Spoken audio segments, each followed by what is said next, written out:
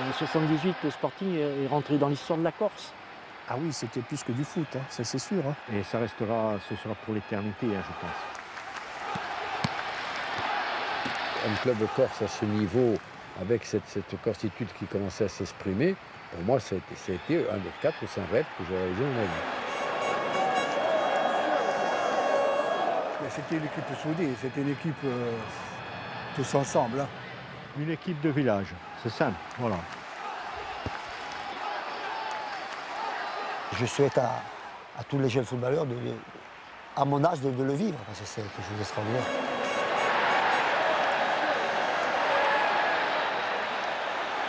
J'oublie jamais le 2 ans. Tu n'oublies pas ça.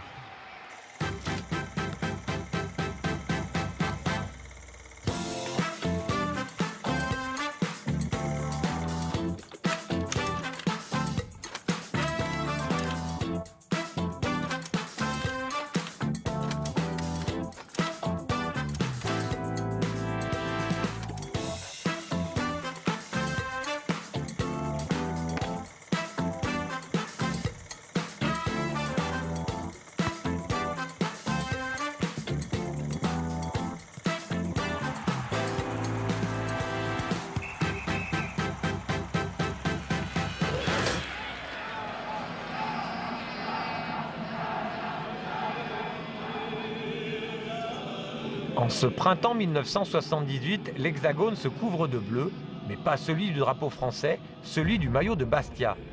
Après avoir battu le Torino, un grand d'Europe, les Corses viennent d'étriller les Allemands d'Iéna sur un score d'anthologie 7-2. Le club porte à lui seul en cette année de Coupe du Monde les espoirs du foot français.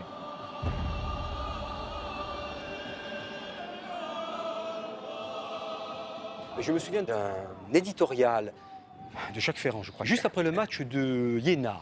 Le titre de l'éditorial, je crois, c'est « Bastia, dis-nous ton secret ».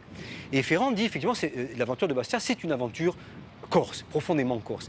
Mais il ajoute, c'est aussi une aventure profondément française, et Bastia est là parce que Saint-Étienne a osé. Sans Saint-Étienne, Bastia n'existerait pas. Et donc, Bastia, c'est la réussite du football français. À ce moment-là, je crois que tous ceux qui aiment le football, en France, étaient supporters de Bastia. Voilà, parce que c'était la seule équipe qui représentait le football français. Voilà, et c'était vraiment fantastique. Ouais. Tout le monde est éliminé et nous, on est qualifiés.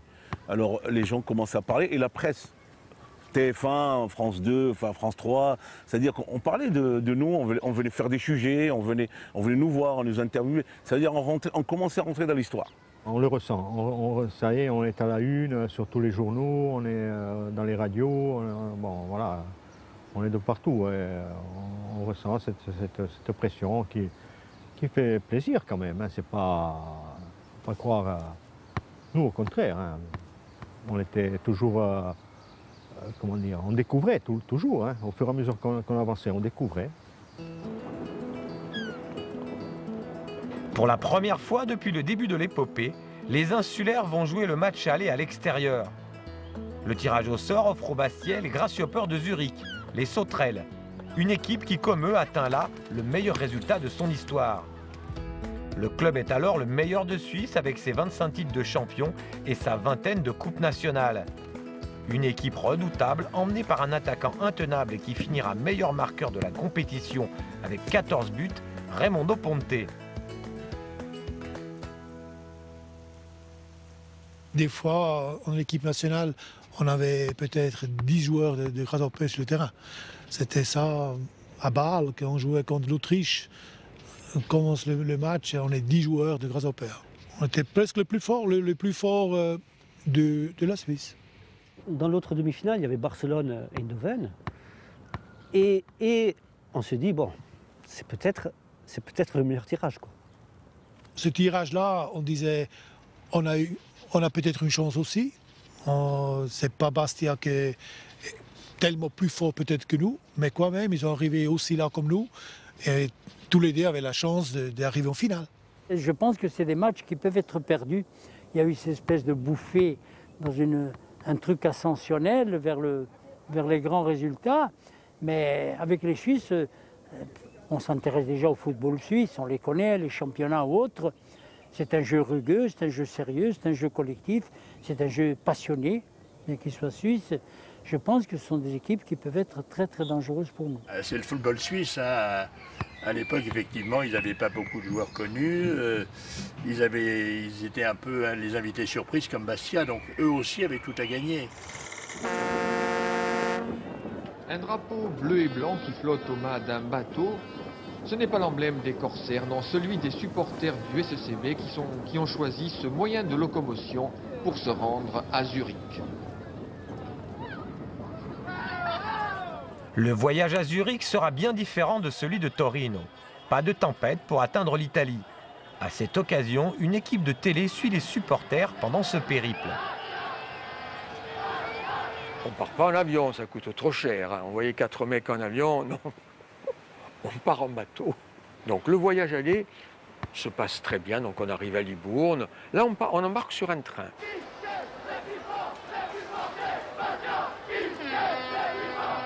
Et voilà qu'on débarque dans cette gare centrale. Les supporters, et comme nous, ils ont voyagé la nuit dans le train. Bon, nous, on avait des couchettes, mais beaucoup avaient dormi dans les couloirs. Donc déjà, les Suisses, ils regardent, qu'est-ce que c'est? C'est les Kosovars, en gros, quoi. Durant toute la journée, les supporters bastiais vont prendre possession des rues de Zurich.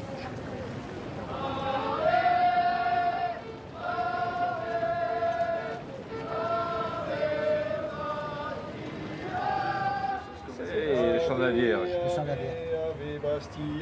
Voilà. Rappelez pas ça.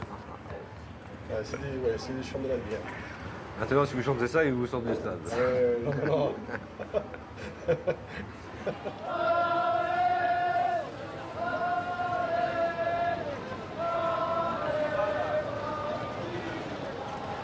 Et on nous voit là dans la Hauptstrasse, ou je ne sais pas trop quoi.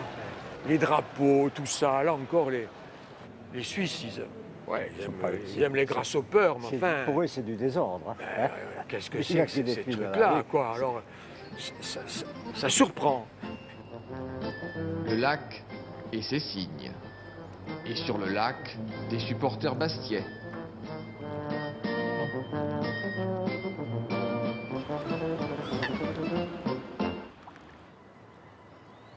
Moi, je vais en avion, atterri à Zurich. Bon, après, on faisait à Zurich, on fait la fête déjà avant. Parce que moi, quand je me déplaçais, j'avais toujours à peu près 3 jours de nuit. 3 jours de nuit, et on faisait un peu la fête, on visitait la ville, se faisait des bons restos et tout. Pas de gens méchants, pas de gens agressifs, nous on n'était pas agressifs. Le football, c'était une fête, c'est pas comme maintenant qui se battent comme des malades. Non, moi j'ai pas connu ça.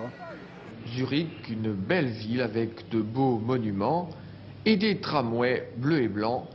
Le bleu et le blanc, ce sont aussi les couleurs de Zurich.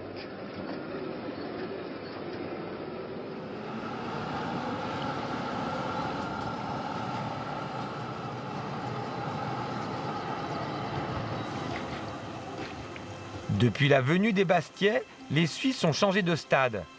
L'ancienne enceinte de 30 000 places est devenue un parking vide et un peu triste. Raimondo Ponte nous conduit sur le terrain de ses plus grands exploits.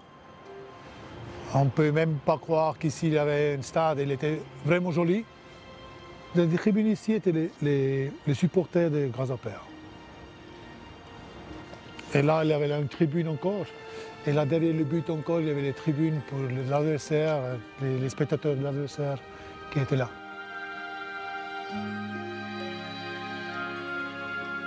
Je dois dire que dans ces matchs-là, cette année-là, il était toujours 20 000 peut-être. Hein. Il y avait beaucoup de spectateurs aussi. On dit ça aujourd'hui, que Grasshopper il fait 4-5 000. C'est quand même quelque chose de très grande différence. Hein.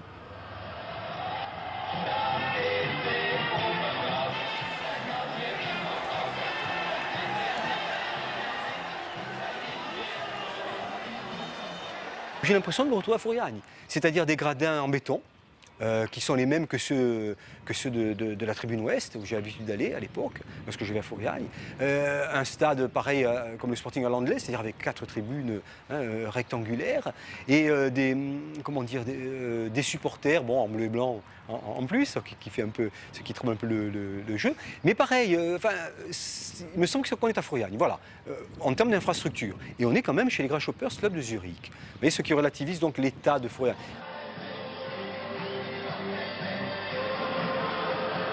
Parmi les 30 000 spectateurs, on compte près de 10 000 supporters venus de Corse et du continent, mais aussi de nombreux fans venus soutenir la dernière équipe française en compétition européenne, et cela ne plaît pas à tout le monde. Là, vous parlez avec quelqu'un qui était engagé politiquement, déjà enfin, au niveau des étudiants.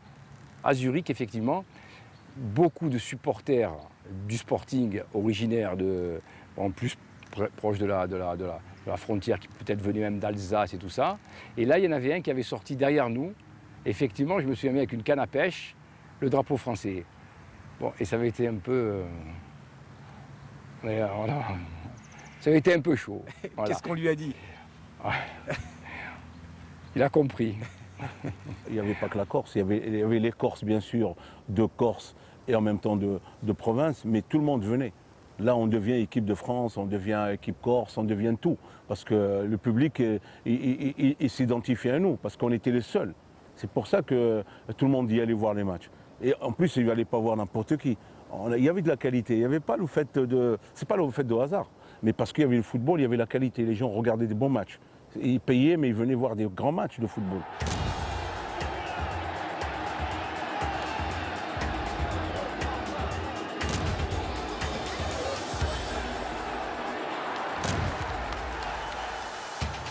Très vite, les Bastiais ouvrent le score grâce à Crimo, qui traverse alors une pleine période de réussite. Dans le 18 mètres, je dribble, je mets plat du pied. Là encore, voilà, je dis, voilà, une réussite aujourd'hui.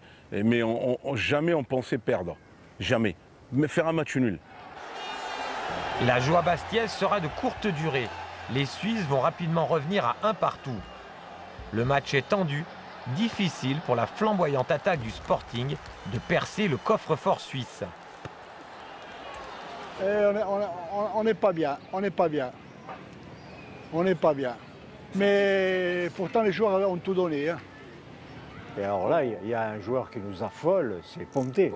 Raimondo Ponte. Oui.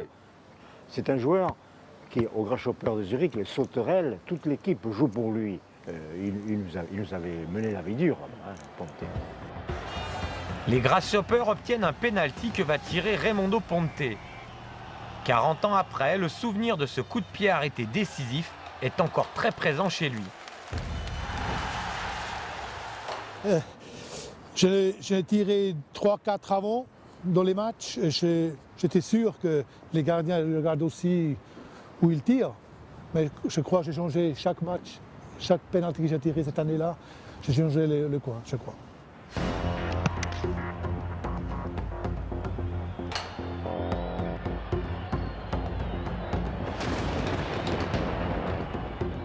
Quelques minutes après, les Bastiais obtiennent à leur tour un pénalty et égalisent grâce au sang-froid de Claude Pape.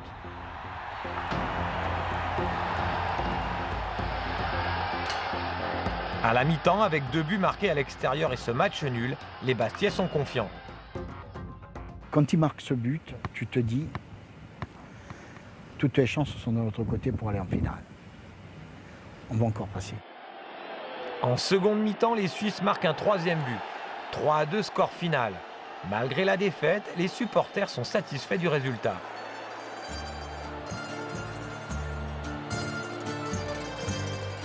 Les joueurs, eux, sont fatigués et commencent à piocher physiquement. Avec un match tous les 3 jours entre la Coupe et le championnat, les organismes sont soumis à rude épreuve.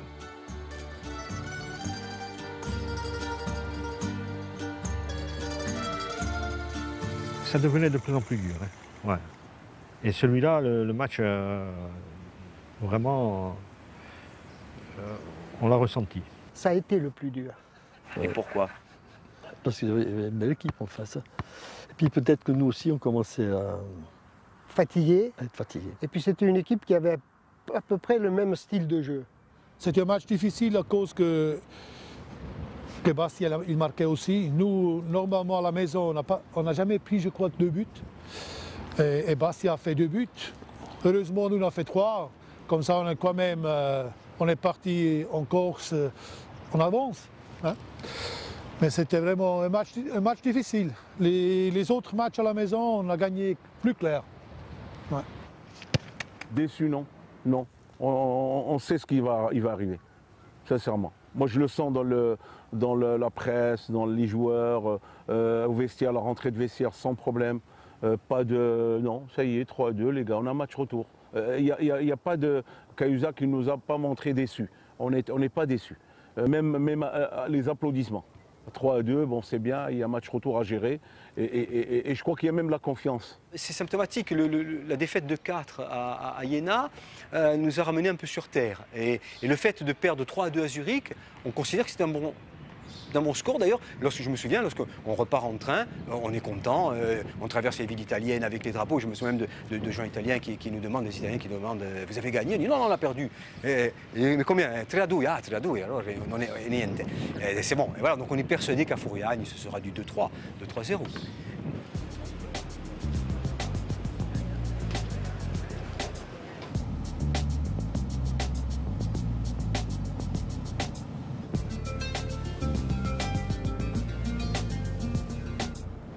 Le match retour à Bastia provoque un engouement incroyable. Toute la ville en parle, toute l'île attend ce match qui doit conduire les Bleus en finale, personne n'en doute. La seule discussion qu'il y avait en Corse à l'époque, c'était le football. C'est ce qui nous a permis d'oublier beaucoup d'autres problèmes, qui peut-être ils étaient plus graves ou plus intéressants que le football, mais le football avait pris le dessus sur tout, à tous les niveaux. N'importe où, dans n'importe quel magasin. La ville de Bastia était bleu-blanc, tous les magasins, des drapeaux, c'était quelque chose d'impressionnant. Oui, de toute façon, le sentiment qu'il y a, c'est que l'hiver, là, 77-78, je dis, on voyait que des gens heureux, quoi. Tout le monde, parce qu'on descendait à Bastia, les vitrines sont restées décorées des mois et des mois. On attendait toujours le match dans 15 jours et on vivait toujours... par anticipation ce qui allait arriver, quoi. Mais il n'y avait que Bastia. Bon, nous les jeunes encore plus, mais même les adultes. Ce qui était impressionnant, c'est qu'on voyait des familles entières avec 3-4 gosses aller au stade. Les places n'étaient pas données quand même à l'époque, hein. C'était même cher. Et tout le monde était habillé, survêtements, écharpes, chapeaux, tout.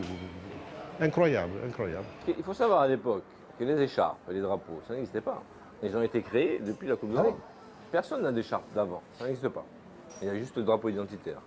Du plus petit gamin au vieillard le plus âgé, tout le monde parlait du SECB à l'époque.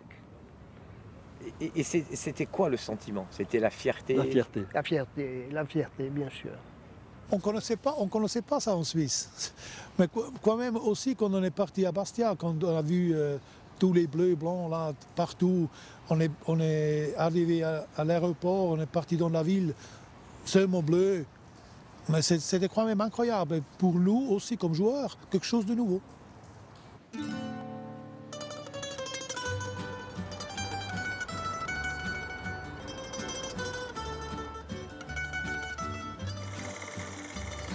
L'autorail de Furiani n'a jamais été aussi bondé. Quant aux guichets, ils sont déserts car la quasi-totalité des billets se sont enlevés le premier jour. Vous avez des places pour aller au match? Non. Lorsque notre caméra se hisse au sommet de Furiani, il est 16h30. 4 heures avant le coup d'envoi, les gradins ont été pris d'assaut. Derrière les buts, les places ne sont pas numérotées, alors autant venir de bonne heure pour s'installer au meilleur endroit. Tu vas pas le croire.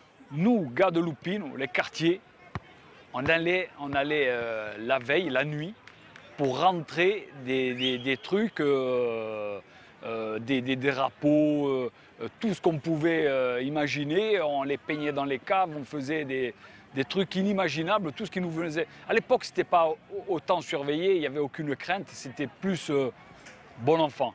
Mais on dormait presque sous les gradins. Il y en a qui rentraient avec des chèvres, il y avait un âne aussi. Et nous, le quartier, comme on élevait des canards et des poules, parce qu'on habitait à Loupine, la forêt, on avait les chiens, on a pris une poule blanche et puis on l'a peinte en bleu blanc. Et c'est moi qui l'avais. Quel souvenir vous en avez sur ce match-là et sur d'autres? C'est une ambiance phénoménale. C'est une ambiance totalement atypique par rapport aux autres stades français. D'abord le terrain, le stade, les joueurs, les gens sont près des joueurs. Ce tout petit stade avec des supporters complètement enflammés. Il y a tout un contexte qui fait que ce stade est différent des autres. Le match, c'était quelque chose qui transcendait.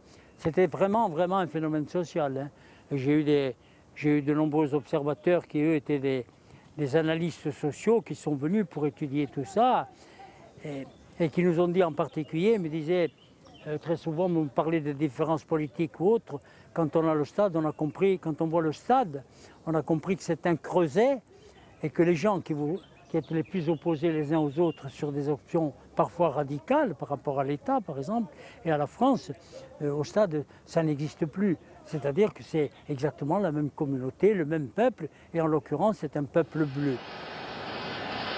Un peuple bleu qui est alors un peu inquiet. Son ange blond, porte-bonheur et buteur, Johnny Rep, est suspendu. Ah oui, moi je n'ai pas joué parce que j'ai aussi sur la même place que l'autre jour. Je suis encore carton jaune. Shit. Jean-François, que ressent-on là avec cette ambiance qui chauffe? Il est sûr que ce soir nous allons quand même avoir l'appui du public qui va nous encourager tout au long de la partie et nous sommes quand même très motivés. Un drapeau à la croix blanche sur la pelouse de Furiani, un affront, un acte de bravoure, mais le public corse a appris à recevoir. Les Suisses arrivent à Furiani, bien plus tard, presque au dernier moment. Sans doute pour échapper le plus longtemps possible à l'ambiance volcanique. Que se passe-t-il alors dans la tête d'Elzener, de Ponte ou dans celle de Meyer? On a vu seulement de bleu-blanc. Je me rappelle seulement que partout c'était bleu-blanc. Et nous, on avait déjà un petit peur. On savait que de gagner à Bastia, c'était presque impossible.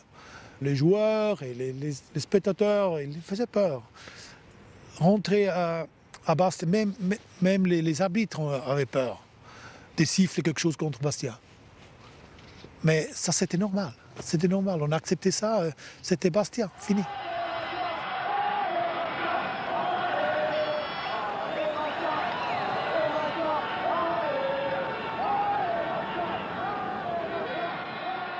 Tous les deux clubs, il avait peut-être l'unique chance d'arriver à quelque chose que peut-être on n'arriverait jamais plus. C'est pour ça aussi que le Corse, et même nous, étaient très nerveux aussi. Ouais. Je me rappelle ça. C'est un match retour à la maison où il faut remonter un handicap, quoi. Alors comment on va gérer cette situation? Nous qui ne sommes pas habitués, quoi. Quand il y a un but à remonter et qu'on a vraiment le couteau sous la gorge, donc là ils sont pas libérés. Il faut marquer un but. Grâce au but à l'extérieur, ils sont qualifiés, mais ils sont un peu pris par l'enjeu. On connaissait la suite, quoi. Celui qui gagne, il s'en va en finale. Et ça aurait été dommage tout ce qu'on a fait avant contre Zurich. On ne mésestime pas Zurich, mais c'est vrai que c'était pas le cas d'or de l'Europe à ce moment-là. Et perdre en demi-finale contre Zurich, ça aurait fait tâche.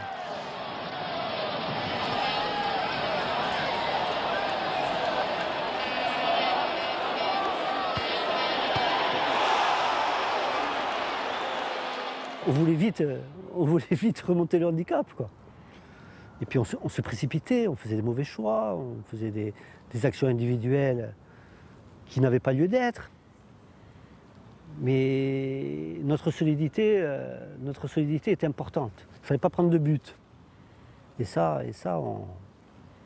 on a bien résisté sur ce point de vue-là. Ce qui a été le plus dur ici, c'est que il n'y avait pas d'ambiance, je veux dire, parce que les gens, le public, attendaient ce but. Et c'était stressant comme match. Mais c'est impressionnant, même nous, joueurs, parce qu'on savait que si on prenait un but, ça devenait délicat. Et on attendait ce but libérateur, quoi. Et les gens, moi je me souviens, il n'y avait aucune ambiance. Je me souviens de cette angoisse du temps qui passe, de cette pelouse qui est jouable mais qui est un peu grasse, il n'a pas fait beau, je me rappelle. Et puis ce temps qui passe et ces Suisses qui font bonne garde. Hein. Et oui, la peur, l'angoisse qui monte. Je me souviens d'avoir peu crié. Je crois que c'est le seul match où je suis rentré avec ma voix. Donc... À un moment donné, le stade il était amorphe. Ah oui, on n'avait pas marqué ce but. Oui. Il n'y a même plus d'ambiance.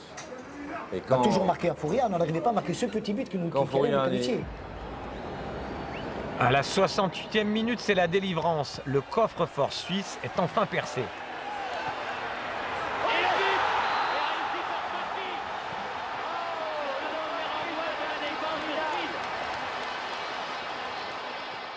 Il ne restait pas longtemps. Hein.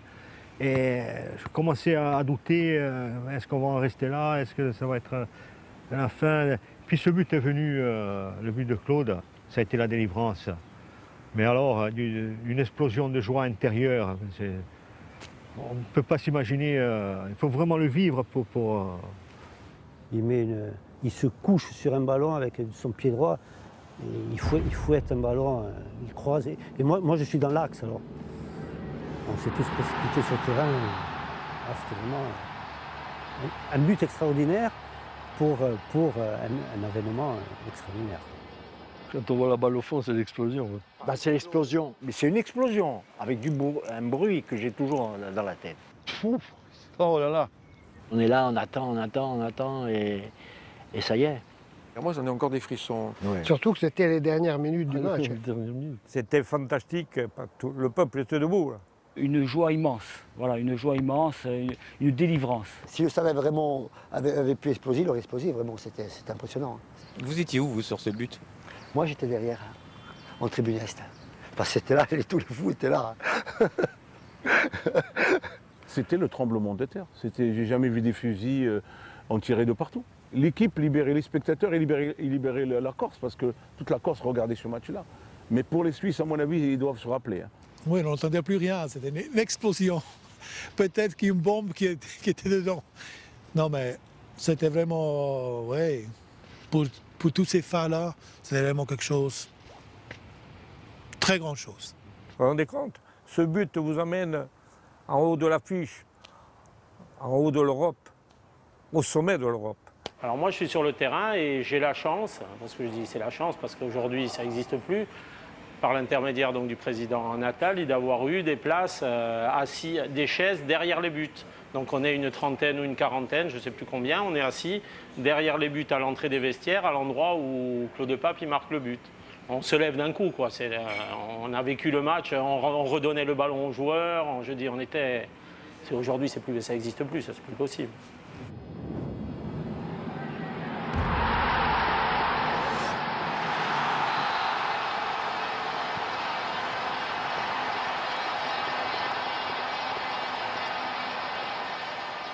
J'ai jamais vu autant de gens rentrer sur le terrain. Et je me rappelle de Jules Philippi qui faisait la police, qui faisait le ménage, qui repoussait tout le monde de peur que l'UEFA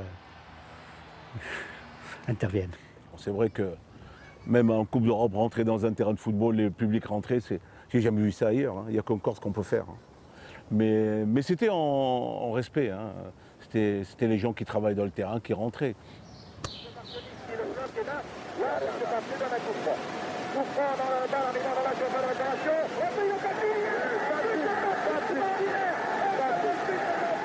Du côté des journalistes, l'emblématique commentateur de RMC, Didier Beaune, en perd sa voix.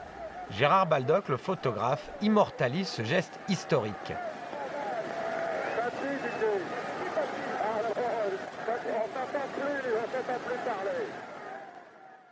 Ouais, c'est celui-là. Il nous envoie en finale. Qu'est-ce qui se passe dans les tu exploses. Tu sais que tu as fait 2 buts là-bas. Ils sont cuits. Après, tu n'as plus qu'à tenir le choc jusqu'à la fin. Tu sais, 68e, il te reste combien? Il te reste 22 minutes à tenir. À Fourian, c'est dur. Hein. Notre entraîneur était très très déçu de nos attaquants, les deux. à cause qu'ils disaient qu'ils n'ont pas fait beaucoup. Mais je peux dire que Cas ou Orlanducci, les premières entrées qu'ils ont fait, aujourd'hui, on ne pouvait plus rentrer comme ça. Ils ont fait peur, et vraiment peur. Mais là, c'était la force aussi de Bastia, de derrière, à la maison, il ne laissait rien. Il ne laissait rien. Bon, nous, après, on a tout fermé, hein, c'était fini. Hein, le match, mais bon, partout, on est éliminé, quoi. Hein. Et il y avait beaucoup de tension, surtout. Moi, c'est un match qui me... C'est pas un bon souvenir. On a été chercher, on a puisé dans les réserves sur ce match-là. Les 20 minutes qui vont suivre seront très longues, angoissantes même pour les supporters et les joueurs. Les Suisses tentent de revenir, mais les Bastiais ne craqueront pas. Ils tiennent leur finale.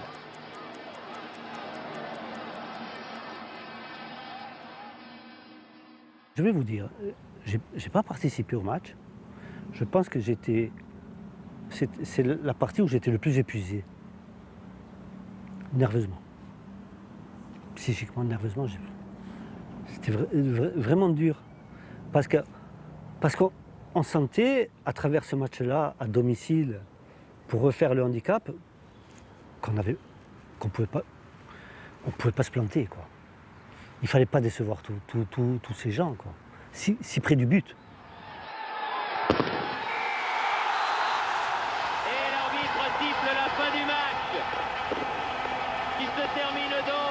Par un envahissement général de la pelouse par les supporters de Bastia. Je peux dire aussi aujourd'hui qu'on était presque content après le match qu'on a perdu pour sortir bien de ce stade et arriver bien à la maison.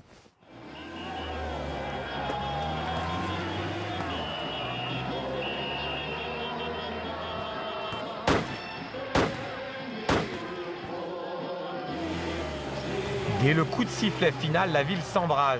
Lille exulte, tout le monde est dans la rue. Ah, c'est la grande fête, hein. Même tout Bastia est en fête. Hein. Tout Bastia est en fête, c'est les beaux... Moi, quand par exemple le soir après le match, c'était 3 h du matin. Hein. 3 h du matin, c'était la grande ambiance, c'était la folie. Hein. Les joueurs sont là? Ah, tous les joueurs. Hein. Ah, C'est la ville toute bloquée. C'est jusqu'à 4 h du matin. À l'époque, tu pouvais tirer au fusil, des calibres. À l'époque, les gens étaient armés. Il n'y avait pas tant d'événements, tu vois. Ça tirait. Même au stade, hein, ça tirait dans les tribunes. Hein. Il y avait des coups de feu dans les tribunes. Hein. À la fin du match, dans toute la Corse,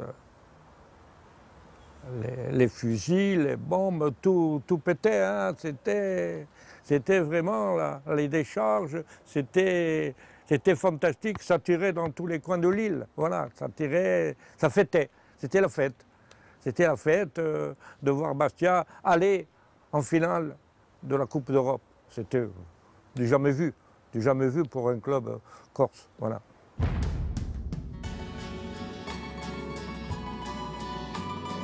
Malgré une fin de match crispante, le résultat est là. Un exploit que l'équipe doit en grande partie à un joueur, Claude Pape.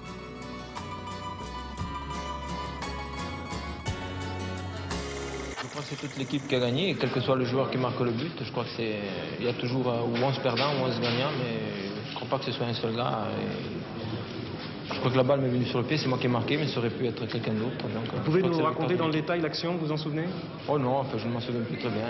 La balle m'est passée devant, j'ai frappé. Il n'y avait que lui qui pouvait marquer dans cette opposition face à un superbe gardien suisse. C'était le gardien de l'équipe nationale. Il n'y avait que Claude qui pouvait, sur un geste bon, de ce niveau, quoi, je veux dire. Hein. Parce que bon, il fallait le mettre, le ballon, là où il a mis. Hein. Les grands joueurs, c'est toujours comme ça. C'est dans les grandes occasions qu'on les voit. C'est là où ils arrivent, hein, par un geste technique, où ils font gagner les équipes. Hein. Ça a toujours été les grands joueurs, et Claude Pape en était un. Claude, c'est le symbole. Et en même temps, je dirais que pour la Corse, pour les Corses, c'est aussi, comment dire, la manière de faire un pied de nez, non pas à la logique, mais à l'ensemble du football. Parce que qu'est-ce qu'on dit du football corse?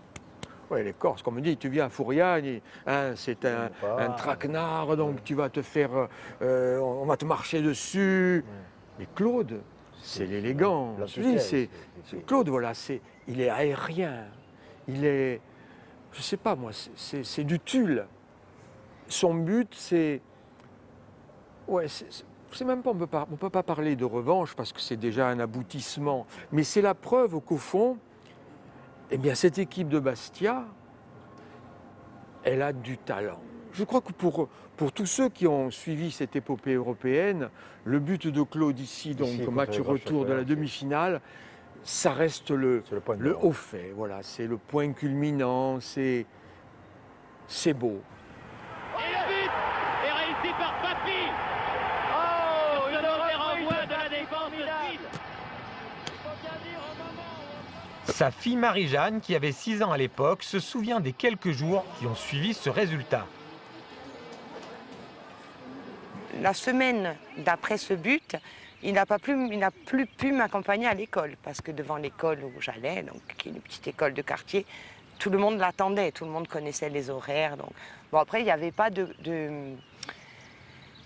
c'était pas le stress, mais c'était la cohue, parce que bon, quand même, ce but, c'est toujours maintenant, on en parle, quoi. Claude, il méritait d'ailleurs de nous libérer parce que c'est le joueur qui, voilà, pour moi, a beaucoup de respect, ce joueur. Il a tout fait, il a donné pour la Corse et je crois que maintenant, jusqu'à aujourd'hui, je crois que personne ne peut oublier Claude Papi. Personne.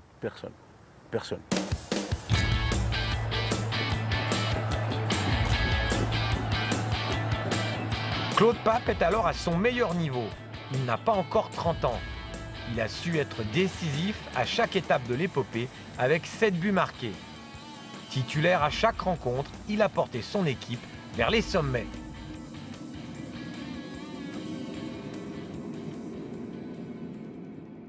C'était le maître à jouer d'abord. Voilà, c'est tout. Je ne veux pas dire que c'était l'âme, mais il était le dépositaire du jeu, Claude. Voilà, exactement. C'était l'entraîneur en second. C'était lui qui, sur le terrain, disait non, tu es trop loin, tu es trop près, venez, montez. C'est lui qui dirigeait, c'était le chef d'orchestre. Hein. Très réservé, mais en même temps capable de... Pas capable, il s'imposait, pas capable de... Il s'imposait. Il était le patron. Point barre. Il faisait passer toutes ses idées hein, sur le terrain. C'est lui qui... Claude, c'était l'intelligence. Il voyait avant les autres. C'était un bon finisseur, un bon passeur.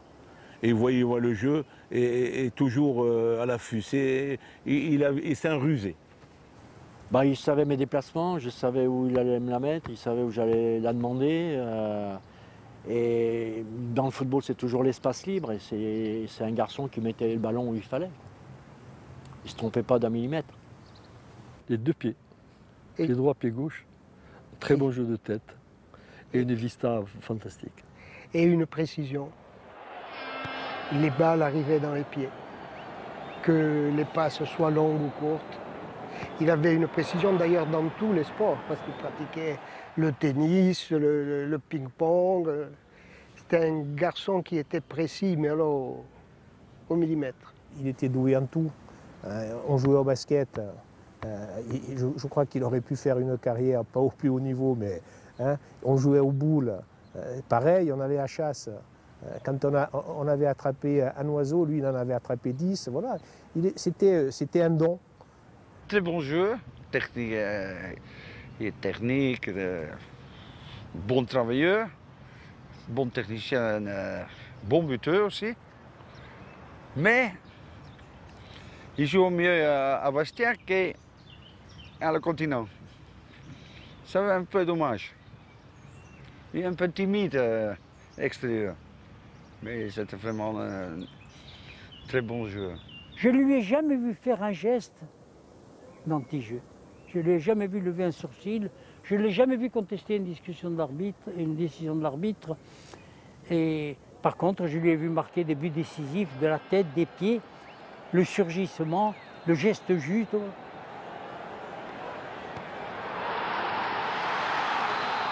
Il n'y avait pas besoin d'être un grand spécialiste du football quand on le voit évoluer sur un terrain pour comprendre que c'était un garçon qui avait des qualités exceptionnelles. Ah, c'était un joueur exigeant, à savoir qu'à l'entraînement, bon, c'était un professionnel.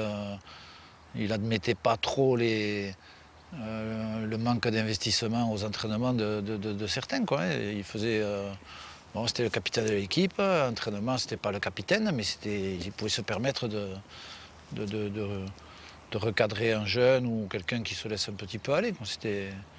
Non, des joueurs comme ça, c'est nécessaire dans un groupe, et puis ça nous met toujours sous tension, parce que vous savez, vous gagnez 3-4 fois, vous avez commencé un peu à rêver, à être un peu facile.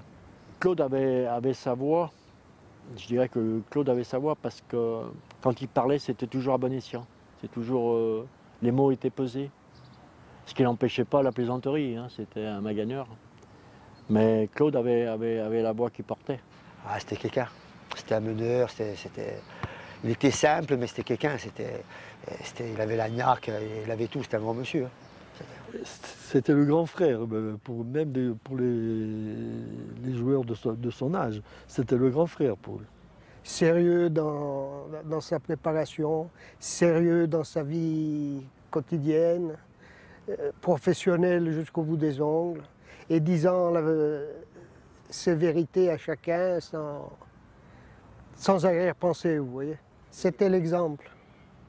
Voilà, le mot est dit, c'était l'exemple.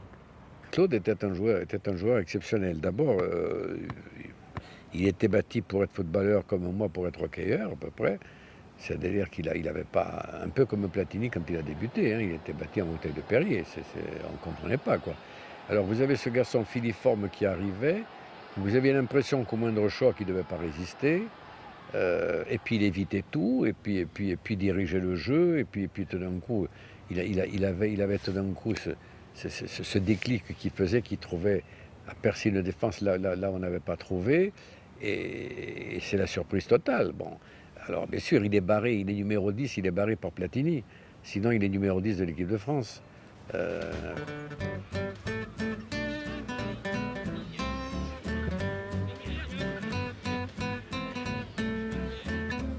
La réussite du Sporting attire le regard du sélectionneur des Bleus. Claude Pape est pressenti pour faire le voyage en Argentine.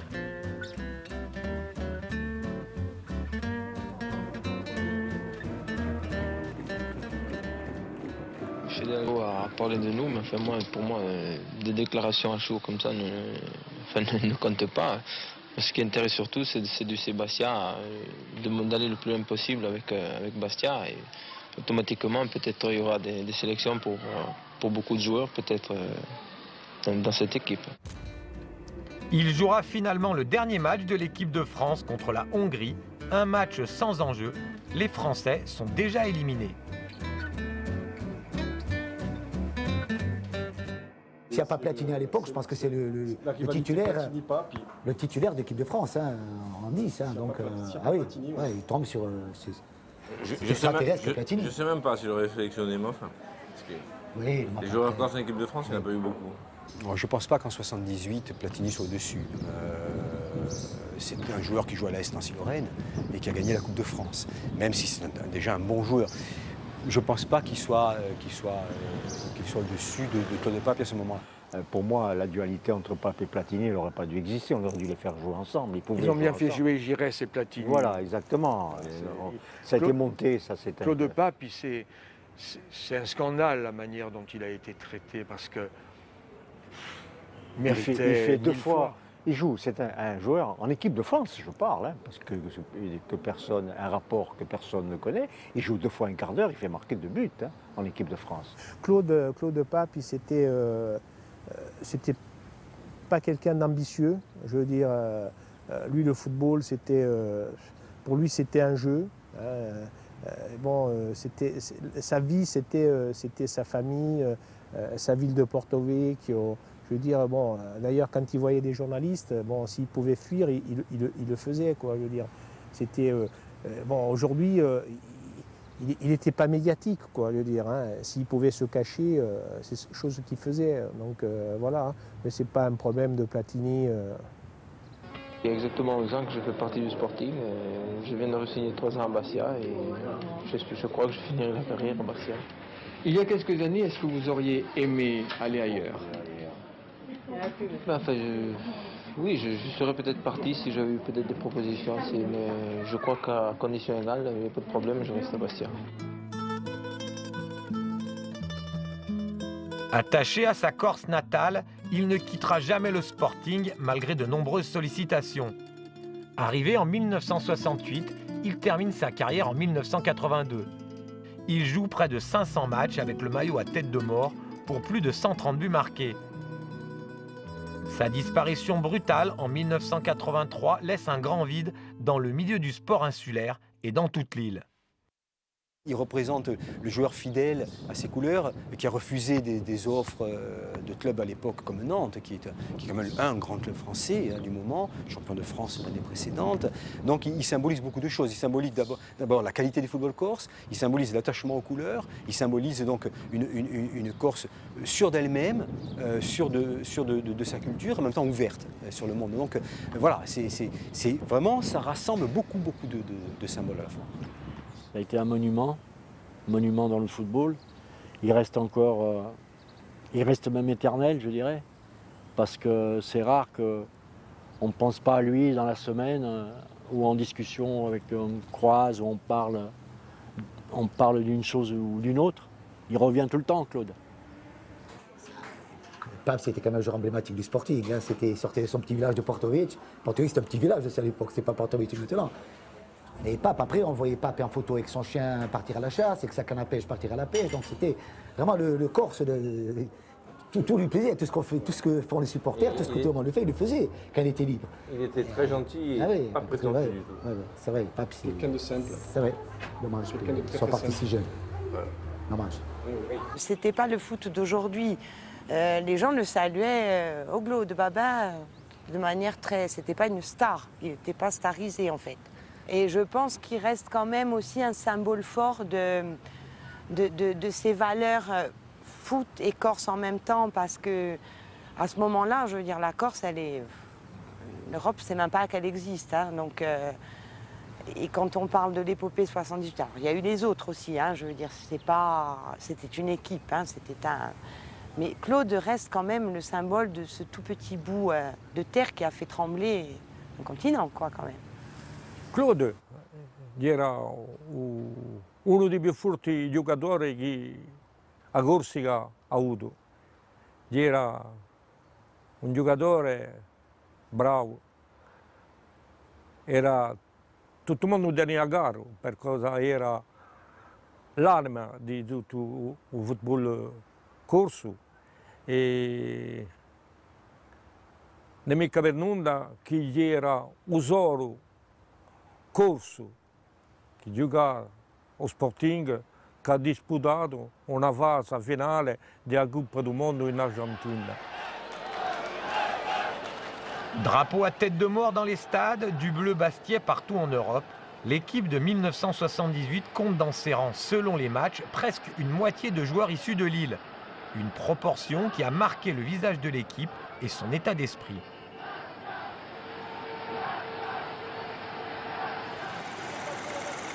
Si vous aviez eu dans le 11 type 11 étrangers, comme c'est le cas maintenant, surtout si on vous disait que vous dépendiez du Qatar, c'est certain que c'est plus du tout le même animus. Hein.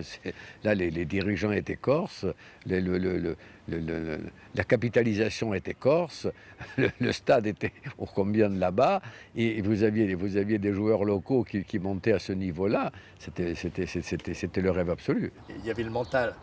Il y avait le mental, dit on est corse, on joue ensemble, on joue pour notre île, on joue pour se faire respecter, pour se faire connaître. Et ça, à mon avis, ça a énormément joué. Ces joueurs corses donnent, vont donner ce supplément d'âme et surtout vont donner cet enracinement en même temps ouvert. C'est-à-dire qu'on a des joueurs corses qui ont l'habitude de l'altérité, ça c'est très important, et qui donc sont capables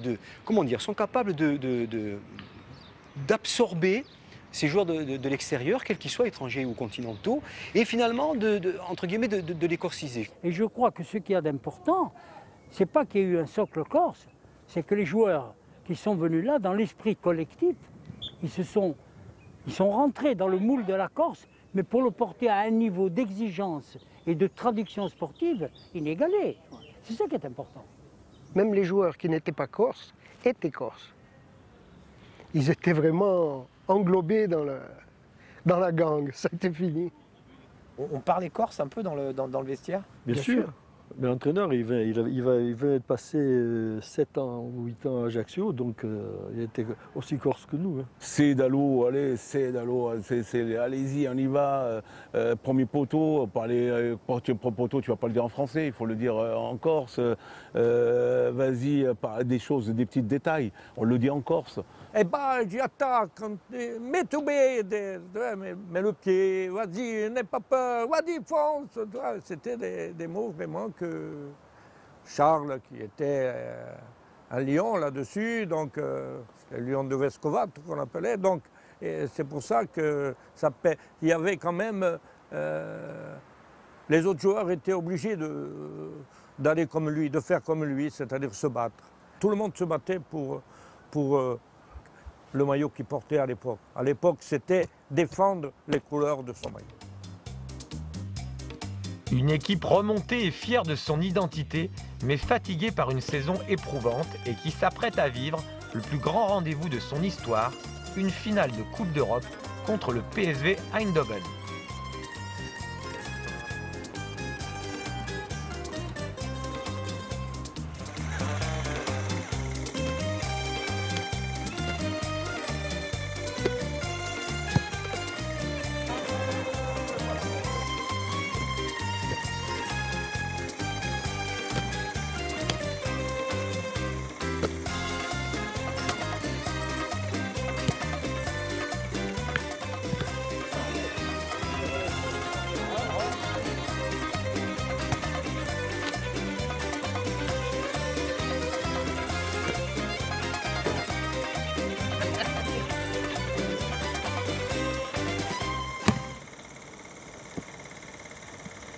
Je fais un gris-gris ou... Ouais, si vous voulez. Oh, mais je marque, moi.